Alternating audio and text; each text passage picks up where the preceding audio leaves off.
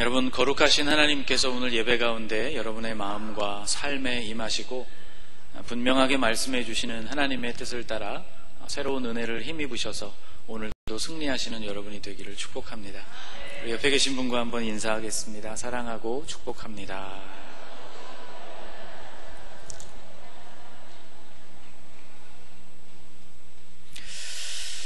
어떤 중요하고도 또 어려운 일들을 만나서 우리가 고군분투할 때 우리는 흔히 씨름한다 라는 표현을 씁니다. 12절 말씀에 등장하는 씨름이라는 말, 헬라어 성경에 팔레라고 되어 있는 이 말은 오늘날의 레슬링의 기원이 되었던 경기입니다. 레슬링의 룰은 대개 전 세계적으로 비슷하죠. 상대 선수의 양쪽 어깨를 먼저 땅에 닿게 하는 선수가 이기게 되어 있는 그런 경기입니다. 이집트나 인도 혹은 중국 이런 역사가 오래된 고대 왕국들에서 어디에서나 행해지던 그러한 경기인데 이것이 그리스에서 대중화되기 시작하면서 BC 776년부터는 고대 올림픽의 주요한 종목이 되었습니다. 오늘날에도 올림픽에서 아주 중요한 종목 가운데 하나이죠. 바울은 이 보편화된 씨름이라는 경기를 언급하면서 이것이 그리스도인의 삶과 아주 많이 닮아 있다고 이야기합니다. 그리스도인들도 감당해야 할 레슬링이 있다는 것이죠. 그런데 오늘 본문을 계속 읽어가다 보면 이 씨름은 그 성격이 스포츠를 넘어서서 전쟁에 비유될 정도로 아주 치열한 것이라고 설명합니다. 바울은 우리가 감당해야 하는 이 싸움이 육체적인 싸움, 몸과 몸이 부딪혀서 이루어지는 씨름이 아니라 영적인 싸움이라고 말씀하고 있습니다. 곧 그 대상이 마귀와의 싸움이라는 것이죠. 12절 말씀을 한번 같이 읽어보겠습니다. 우리의 씨름은 혈과 육을 상대하는 것이 아니요 통치자들과 권세들과 이 어둠의 세상 주관자들과 하늘에 있는 악의 영들을 상대함이라. 아멘. 통치자, 권세, 어둠의 세상 주관자, 하늘에 있는 악의 영들이라는 표현은 마귀의 세력을 지칭하는 말입니다. 혈과 육은 여러분 보여지고 만져지는 그러한 세계이죠. 그러나 영은 그렇지가 않습니다. 눈에 보이지 않고 손으로 잡을 수 없는 존재인 마귀와 그렇다면 우리는 어떻게 씨름을 할 수 있다는 것일까? 보이지 않는 싸움을 싸우기 위해서는 눈에 보이지 않는 무기가 필요하다고 바울은 이야기합니다. 바울은 이 보이지 않는 무기를 군인의 무장 상태에 비유해서 설명하고 있습니다. 당대 최고의 군대는 로마 군이었죠. 특별히 로마의 정예화된 보병부대가 아주 유명했습니다. 이들은 소수의 인원으로도 아주 효율적으로 전투를 감당할 수 있도록 훈련받은 그러한 군대였습니다. 이들의 모습을 특징적으로 나타내는 무기들이 있습니다. 술이 달려있는 헬멧과 또 몸통을 감싸는 흉갑, 그리고 커다란 방패, 그리고 그들의 발에 신겨있는 샌들, 그리고 짧지만 아주 효율적인 검이 바로 그것이었습니다. 군인의 몸 전체를 보호하는 이 갑옷이 바로 오늘 본문이 설명하고 있는 전신갑주입니다. 군인이 이렇게 무장하는 것처럼 그리스도인들의 영적인 싸움에서도 무장할 필요가 있다는 것을 말씀해주고 있습니다. 그리스도인들의 영적 무기, 여러분 머릿속에 주로 이런 그림이 떠오르시죠? 머리 위에 쓴 헬멧, 가슴을 보호하는 호심경, 허리에 둘러진 띠, 또 신, 그리고 방패와 칼, 이러한 것들이 우리의 머릿속에 이미지로 떠오르는데 실은 이것은 비유입니다. 영적인 군인이 싸움을 싸우는 데 있어서도 그와 같은 영적인 무기, 그러한 무장이 필요하다는 것이죠. 그리스도인들은 그러면 어떠한 무기들로 우리를 무장해야 하는가? 성경은 우리에게 6가지를 들려주고 있습니다. 구원, 의, 진리, 복음, 믿음, 그리고 말씀입니다. 더 자세하게 설명을 한다면 우리 안에 있는 구원의 확신, 그리고 내가 주님 앞에서 의롭게 된 사람이라는 확신, 또 진리에 대한 확신, 그리고 복음에 대한 확신, 믿음, 그리고 말씀이라는 것이죠. 앞에 나오는 5가지가 다 확신과 관련이 되어 있습니다. 여러분, 확신이라는 말이 다른 말로는 믿음인 것이죠. 이 5가지를 확실하게 해두는 것이 영적인 싸움에 나갈 준비를 하게 된다는 말씀입니다. 이 무기들을 가만히 살펴보면 거의 모든 것들이 방어용 무기인데 반해서 공격용 무기는 딱 하나가 있습니다. 바로 군인이 손에 들고 있는 검이죠. 로마 군인의 검은 글라디우스라고 불리우는 검이었습니다. 여러분, 영화나 매체들을 통해서 여러분에게 아주 잘 알려진 무기입니다. 글라디우스라는 말은 라틴어로 검이라는 뜻입니다. 이 검은 전투에 최적화된 무기였습니다. 길이는 70cm를 거의 넘지 않았다고 합니다. 이것보다 약간 더 짧거나 혹은 70cm 정도였다고 해요. 필요 이상으로 너무 길게 만들지 않은 것이죠. 휘두르기에 좋고 휴대하기 좋을 만한 전투에 적합한 사이즈로 검을 제작한 것입니다. 덕분에 로마 군대는 아주 빠른 속도로 이 검으로 공격이 가능했다고 합니다. 손잡이 끝을 보시면 뭉툭하게 달려있는 검은 쇠붙이가 보이시죠? 이것은 폼멜이라고 불리우는 무게추였습니다. 이것은 이 검의 무게 균형을 맞추기 위해서 달아놓은 추였습니다. 칼날의 무게와 거의 비슷하게 손잡이 뒷부분에도 이런 무게추를 붙여서 칼의 무게 때문에 칼이 밑으로 처지지 않고 무게 균형을 적당히 맞춘 이 검으로 섬세하게 움직이면서 싸울 수 있도록 설계되어 있는 칼이었습니다. 이 획기적인 무기의 덕택으로 로마는 아주 빠른 시간에 엄청난 속도로 그 세력을 확장해 갔습니다.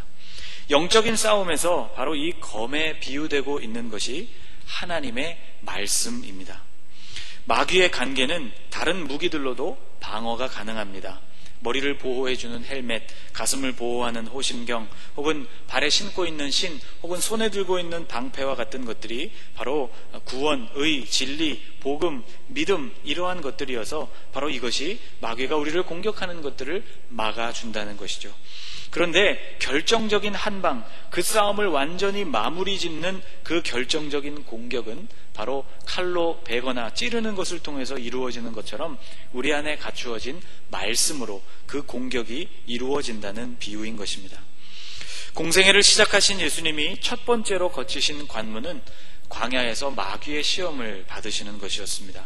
그것은 유혹이었습니다. 마태복음 4장 1절 말씀을 보면 그때 예수께서 성령에게 이끌리어 마귀에게 시험을 받으러 광야로 가사라고 기록하고 있는데, 여기에 나오는 시험이라는 말은 헬라어로 페이라조라는 말로 이것은 유혹하다라는 뜻을 가진 동사입니다. 마귀는 주님께 유혹을 했습니다.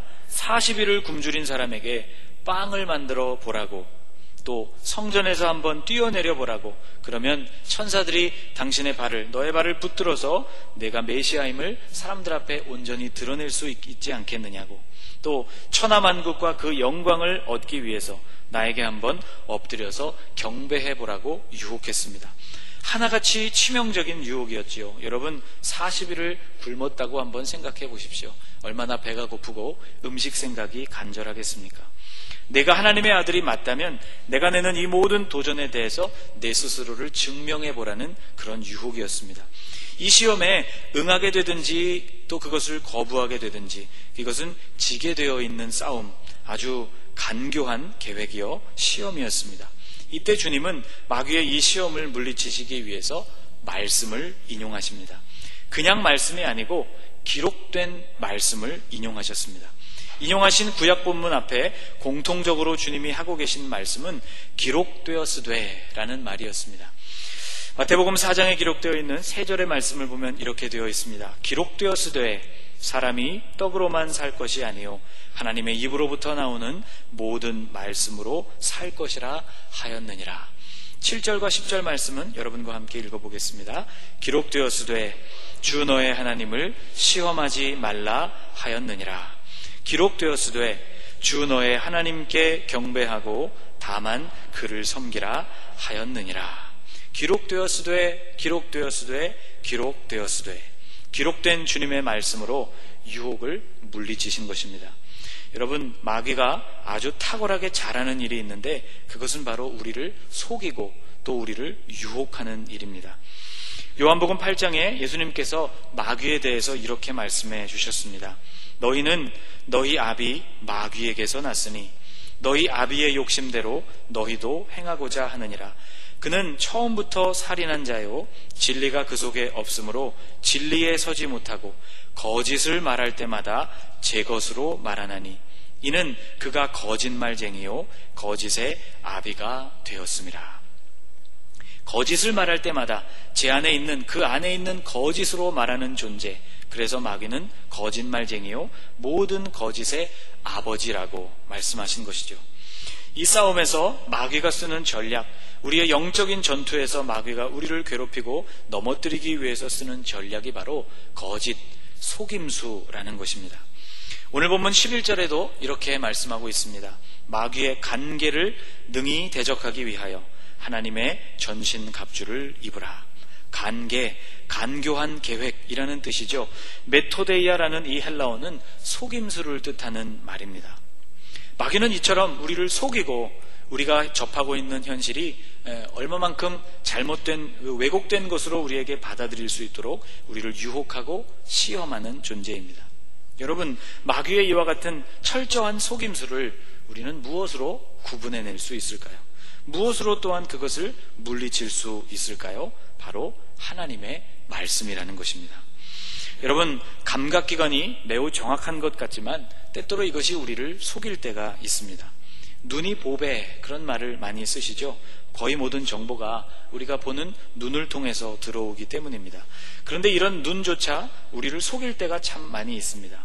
여러분, 이 그림을 한번 주목해 보십시오. 동그란 원이 위에 하나 아래 하나 이렇게 있죠. 여러분, 이 원 안에 있는 선들이 여러분 보시기에는 수직으로 똑바로 서 있는 것처럼 보이십니까? 아니면 약간 기울어진 것으로 보이십니까? 기울어진 것처럼 보이죠? 그런데 사실 이 동그라미 안에 있는 이 선들은요, 수직으로 똑바로 서 있는 선들이랍니다.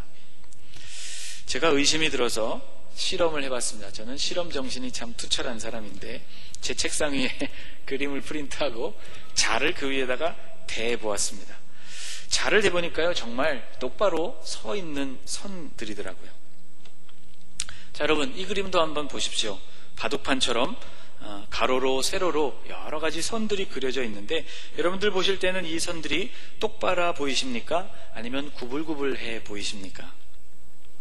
구불구불해 보이실 것입니다. 그런데 여러분, 이것이요, 똑바른 선들이랍니다. 그래서 제가 또 실험을 해보지 않았겠습니까? 자를 가로 세로로 대보았더니 모든 선들이 똑바로 그렇게 가로 세로로 놓여 있습니다. 직선 주위에 배치되어 있는 몇 가지 의도된 장치들이 우리의 눈과 의식을 혼란스럽게 하도록 그렇게 의도되어진 그림인 것이죠. 흔히 착시라고 불리우는 현상입니다. 여러분, 마귀가 우리에게 하는 일도 이와 아주 비슷합니다. 우리를 둘러싸고 있는 환경과 세상에서부터 우리가 듣는 여러 가지 소리들을 통해서 마귀는 우리를 혼란스럽게 합니다. 진실을 파악하기가 어렵도록 우리의 마음을 뒤흔들어 놓는 것이죠. 여러분, 이런 마귀의 속임수로부터 어떻게 진실을 규명해내는가 하는 것이 영적인 싸움에 있어서의 관건이라고 말할 수 있습니다. 저 그림에 대한 확신이 흔들릴 때 제가 자를 사용했다고 말씀드렸죠. 자를 그곳에 척 대보면 눈과 우리의 의식이 그동안 속고 있었다는 것을 비로소 깨닫게 되면서 진실이 무엇인지를 깨닫게 됩니다. 하나님의 말씀이 바로 그런 기능을 하는 것이죠. 우리가 성경이라고 말하는데 이 경이라는 말은 경전이라는 뜻입니다. 경전이라는 말은 영어로 캐넌이라고 부르죠. 이 캐논이라는 말은 헬라어 카논이라는 말에서부터 왔습니다. 카논이라는 말은 갈대, 꼿꼿한, 곧게 자라나는 갈대로 만든 자를 뜻하는 말이었습니다. 하나님의 말씀이 바로 모든 것의 기준이 되고 표준이 된다는 의미에서 이 하나님의 말씀을 우리는 경전, 성경이라고 부르는 것이죠. 여러분, 우리의 눈과 우리가 느끼는 이런 감각기관이 우리를 속일 뿐만 아니라 때로는 우리의 의식조차 우리를 속일 때가 있습니다. 영화 인셉션이라는 영화 여러분 혹시 보셨습니까? 2010년도에 개봉한 아주 기발한 영화이죠. 기발한 상상력이 만들어낸 그런 각본이자 영화입니다. 이 영화는 다른 사람들의 꿈속으로 들어가서 그곳에서부터 정보를 훔쳐내거나 혹은 다른 사람들의 무의식 속에 일정한 생각을 집어넣을 수 있다는 그런 설정에서부터 출발한 영화입니다. 그래서 영화에 나오는 주인공들이 꿈과 현실 세계를 넘나들면서 의도한 대로 누군가의 의식 세계를 조종하는 그런 내용을 다루고 있습니다. 그런데 그 타인의 꿈속으로 들어가서 경험하는 그것이 너무나 현실 같은 것이죠. 그래서 그 세계를 넘나드는 사람들이 저마다 이것이 내가 지금 꿈을 꾸고 있는 것인가 현실인가를 구분하기 위해서 저 나름대로 방법들, 그런 요령들을 갖고 있습니다. 이 영화에서 나오는 디카프리오, 이 주인공 코브가 사용한 것은 작은 팽이였습니다. 현실 세계에서 팽이를 한번 돌리면 일정한 시간을 팽이가 돌다가 결국 힘을 다 잃어버리고 흔들흔들 하다가 결국 멈춰서 쓰러져 버리게 되죠. 그 돌리는 시간, 팽이가 돌아가는 시간은 언제나 일정합니다. 그런데 만일 팽이를 돌렸는데 그 시간이 다르게 되거나 혹은 멈추지 않고 계속해서 팽이가 돌아간다면 그것은 현실이 아니고 꿈이구나 라는 것을 구분해낼 수 있는 도구로 그것을 사용했던 것이죠. 여러분, 우리의 의식, 우리가 생각하고 있는 것, 우리가 꿈꾸는 것, 우리가 계획하는 일들이 제대로 흘러가고 있는 것인지를 여러분 무엇으로 우리는 구별해낼 수 있을까요? 내가 계획하고 지금 하고 있는 이 일이 제대로 된 일인지 혹은 잘못된 것인지를 우리는 어떻게 그것을 분별해낼 수 있겠는가 하는 것입니다.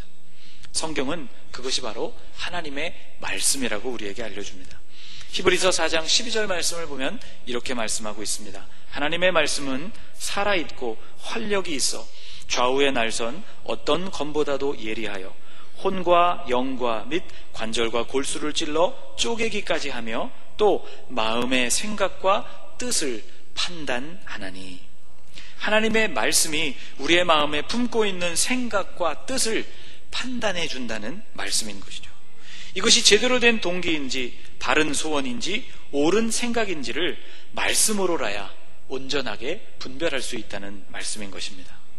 환경이 우리를 속이고 우리의 감각이 우리를 속이고 의식이 우리를 속이고 또 하나 때로는 경험이 우리를 속이고 제한할 수 있습니다. 누가복음 5장을 보면 예수님이 베드로의 배에 오르셔서 그 물가에 앉은 사람들에게 말씀을 전하시고는 말씀 전하기를 다 마치시고 베드로에게 문득 이렇게 말씀하십니다. 말씀을 마치시고 시몬에게 이르시되 깊은 데로 가서 그물을 내려 고기를 잡으라. 이 말을 들은 베드로는 조금 당황했을 것이 분명합니다. 왜냐하면 고기는 첫째 밤 시간에, 둘째 얕은 물에 던지는 것이 정석이기 때문이죠.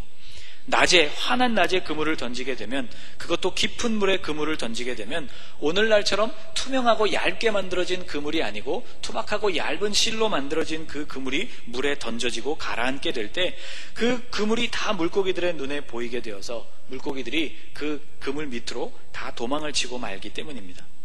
더구나 이 제안을 하고 있는 예수님의 직업은 목수였습니다.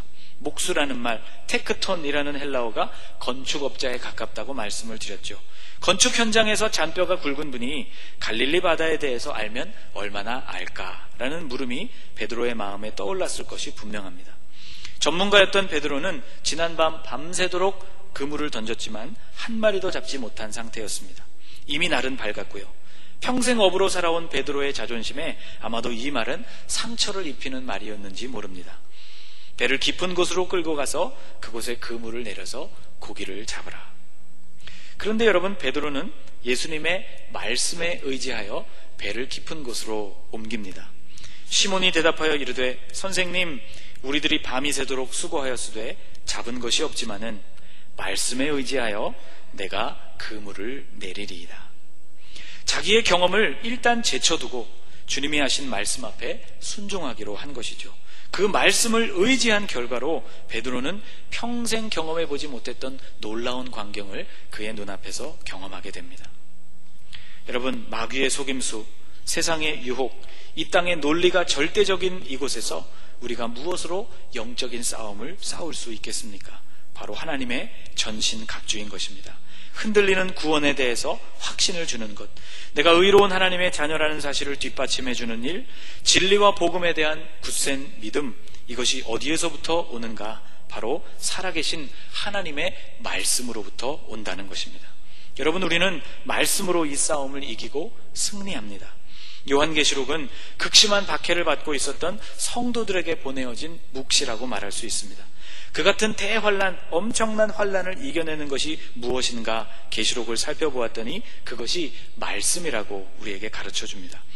또 우리 형제들이 어린 양의 피와 자기들이 증언하는 말씀으로써 그를 이겼으니 그들은 죽기까지 자기들의 생명을 아끼지 아니하였도다. 어린 양의 피, 우리를 구속하시고 우리를 깨끗게 하시는 예수 그리스도의 보혈의 능력과 그리고 말씀, 주님이 주신 그 말씀의 능력으로 마귀와의 싸움에서 싸워 이겼다고 고백하고 있는 것이죠. 여러분, 이 하나님의 말씀만이 언제 어디서나 변함이 없는 진리입니다. 이사야서는 이렇게 고백합니다. 풀은 마르고 꽃은 시드나 우리 하나님의 말씀은 영원히 서리라. 하나님의 말씀만이 우리에게 영원한 기준이 된다고 가르쳐주고 있습니다. 마귀의 관계, 그 속임수 앞에서 주장할 수 있을 말씀이 잘 준비된 사람은 전쟁터에 나가는 군인으로 비유한다면 검을 제대로 준비한 사람이라고 말할 수 있습니다. 그 말씀을 묵상하고 그 말씀을 마음 가운데 잘 새겨 넣은 사람은 군인으로 비유한다면 그 검에 나를 잘 세운 사람이라고 말할 수 있습니다. 여러분, 우리는 말씀을 읽고 그 말씀을 쓰고 그리고 그 말씀을 암송하고 그 말씀을 묵상하고 적용하며 살 때 이 영적인 싸움을 더 잘 싸울 수 있습니다. 우리의 기준은 하나님의 말씀인 것입니다. 말씀이 우리에게 그렇다고 말씀하시면 그런 것이고, 말씀이 우리에게 아니라고 말씀하면 그것은 아닌 것이죠. 여러분, 마귀가 우리에게 꼼수를 부릴 틈을 여러분 주지 마시기를 바랍니다. 계속해서 여러분 하나님의 말씀을 여러분 안에 검으로 갖추시고 그 마귀의 괴계, 그 간계를 대적하시기를 축복합니다. 한 길로 왔다가 7길로 도망칠 때까지 그 말씀을 주장하고 또 주장하고 그 말씀을 묵상하고 또 묵상하고 그 말씀을 적용하고 또 적용하는, 그래서 승리를 얻으시는 성도들이 되시기를 주님의 이름으로 축복합니다. 기도하겠습니다.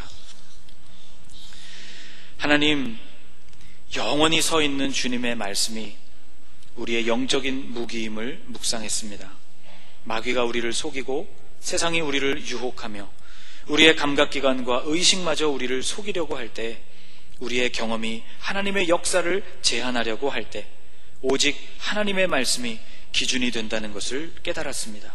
주님이 생명의 말씀을 우리가 읽고 묵상하고 읊조리며 적용하고 선포하는 가운데 우리의 영적 싸움이 날마다 승리하게 하여 주시옵소서.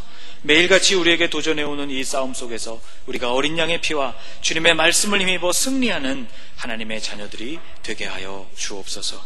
예수님의 이름으로 간절히 기도하옵나이다. 아멘.